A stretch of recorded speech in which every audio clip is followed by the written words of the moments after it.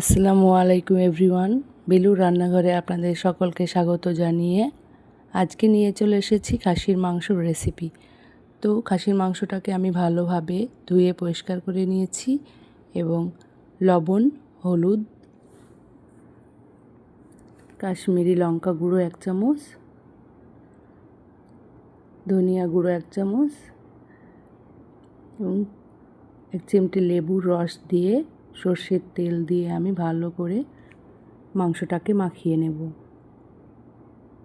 তো মাংসটা আমার মাখানো হয়ে গেছে, 15 মিনিটের জন্য রেস্টে রেখে দিলাম। এদিকে একটি কড়াই গরম করে আমি তাতে তেজপাতা, দারচিনি, এলাচ,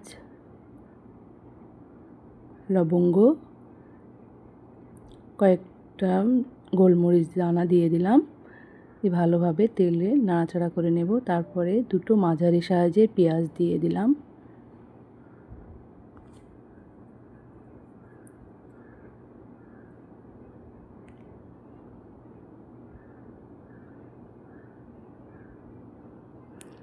কিছুটা লবণ দেব পেঁয়াজটা তাড়াতাড়ি গলে যাওয়ার জন্য।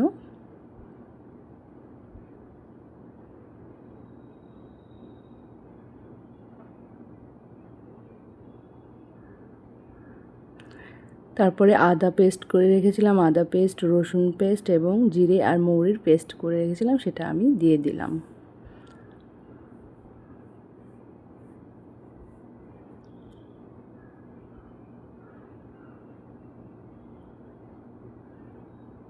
তারপরে 1 চামচ হলুদ গুঁড়ো, কাশ্মীরি লঙ্কা গুঁড়ো, ঝালের জন্য আমি আলাদা ঝাল গুঁড়ো দিয়েছি। আপনারা চাইলে কাঁচা লঙ্কাও কেটে দিতে পারেন।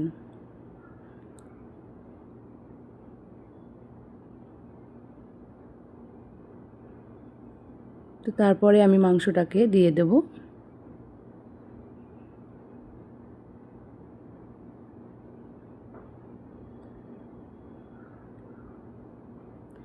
মাংসটা দিয়ে ভালোভাবে এখন আমি বারবার নেড়েচেড়ে কষিয়ে নেব।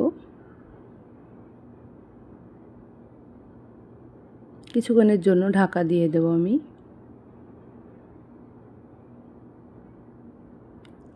আবারও ঢাকনা খুলে আবারও নেড়ে দেব।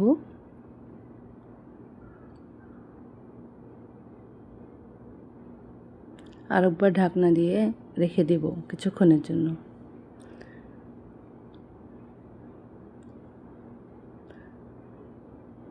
তো মাংসটা আমার ভালোভাবে কষানো হয়েছে।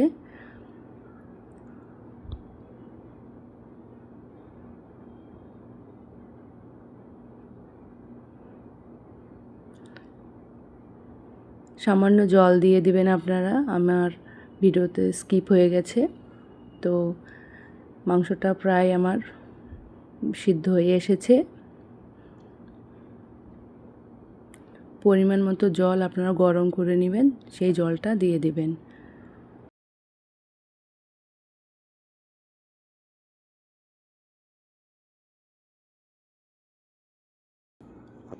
আমি গ্রেভিটা গাঢ় করে রেখেছি, আপনারা চাইলে গ্রেভিটা পাতলাও করতে পারেন।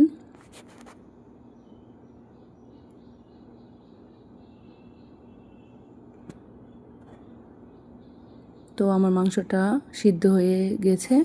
এদিকে আমি গরম মশলা দিয়ে কিছুক্ষণ নাড়াচাড়া করে নামিয়ে নেব। তো ভিডিওটা যদি ভালো লাগে প্লিজ লাইক, কমেন্ট এবং শেয়ার করবেন। আমার চ্যানেলটিকে সাবস্ক্রাইব করবেন। সাবস্ক্রাইব করে পাশে থাকা বেল আইকনটি প্রেস করে রাখবেন।